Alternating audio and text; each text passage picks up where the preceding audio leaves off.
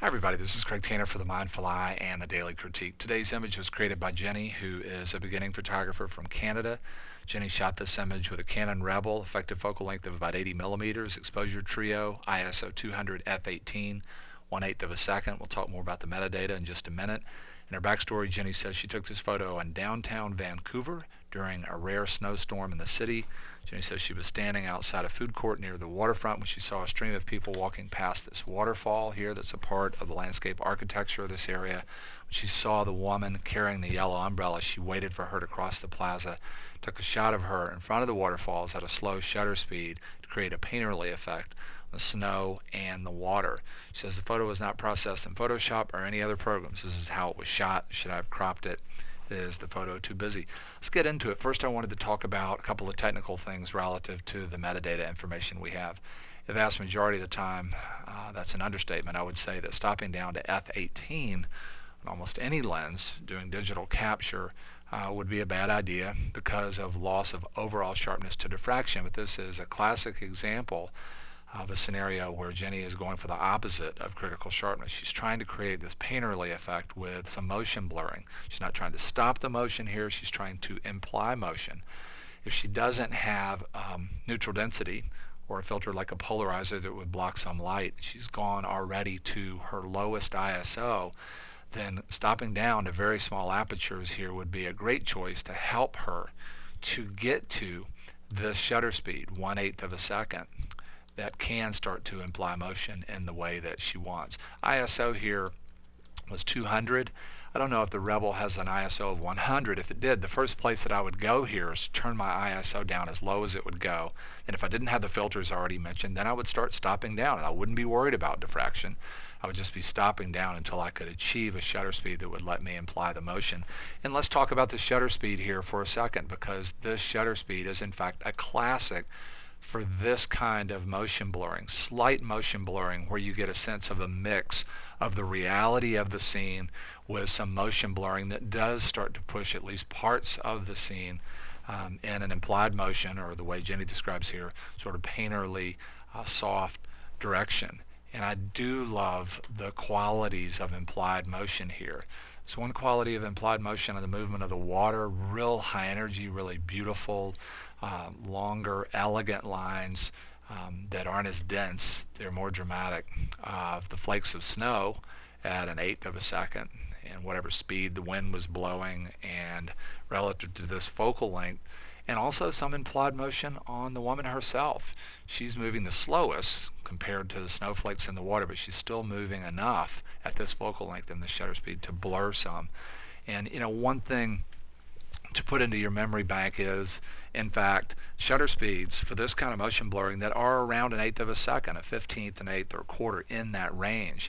But another thing to think about is that you can play with this. Let's say you see the woman with an umbrella and she's quite a ways away. Then on people that you don't really want to shoot in this scene, you could play with some different shutter speeds real quick. Use your LCD to decide, in fact, how you want to shoot when your subject moves into the scene, and then take the picture. In addition to the beautiful motion effects, I do love Jenny's choice of subject here. She's really sort of going for a very high value subject and juxtaposing that against more of a simple pattern in the background.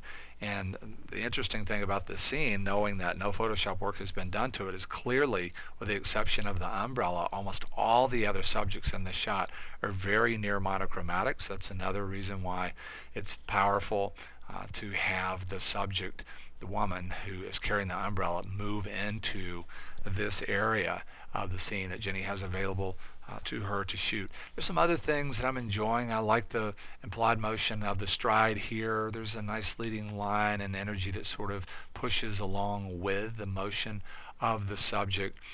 I've already mentioned the pattern back in here, and these juxtaposition or overlays of motion textures that are happening. That's really powerful. There are also some interesting rhythms that are happening throughout the image.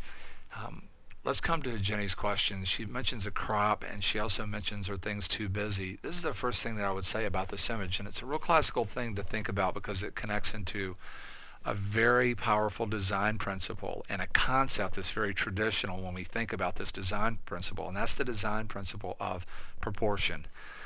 When we have very high value subjects or objects that are available to us in a field of information, the classical way to deal with that is to leverage a small amount of a high value subject, and boy is this all combined a super high value subject.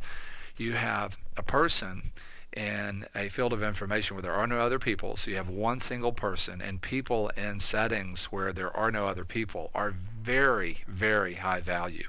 That's very high conceptual contrast. And then not only that, this person is carrying an object, another subject, that is representing the highest value hue on the color wheel. So this whole configuration right here, a person with a yellow umbrella, monochromatic field of information, extraordinarily high value.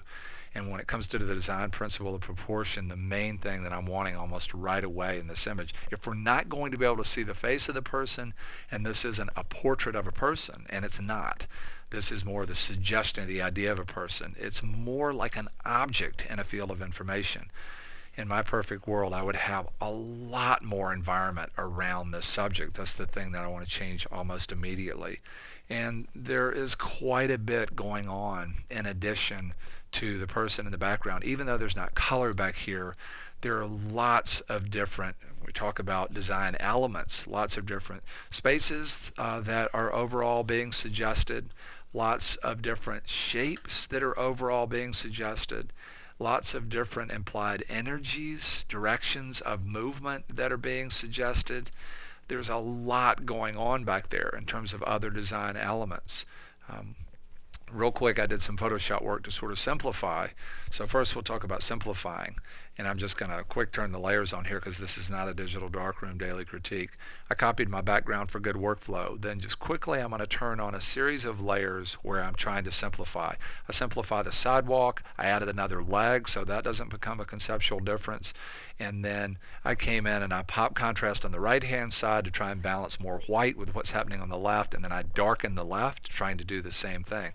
So let's just turn everything on and off here and see. There's simplifying to tighten this up a little bit more. And then I did something else to deal with the proportion issue. I converted to black and white, so we would take away one of the high value parts of sort of the main subject configuration, woman with the umbrella.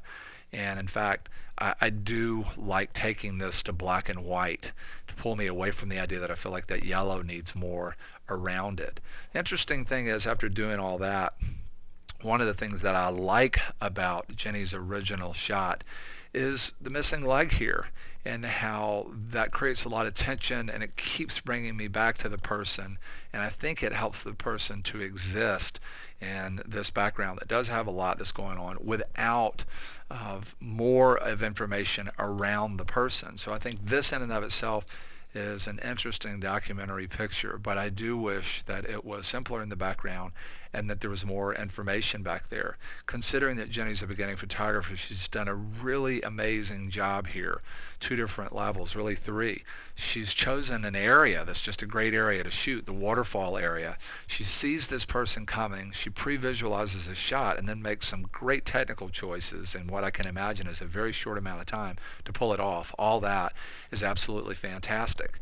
And even with the suggestions that I made and the design principle changes that I talked about, this is still an image that would really fire my imagination. It would capture my attention and hold it. It's a real strong image.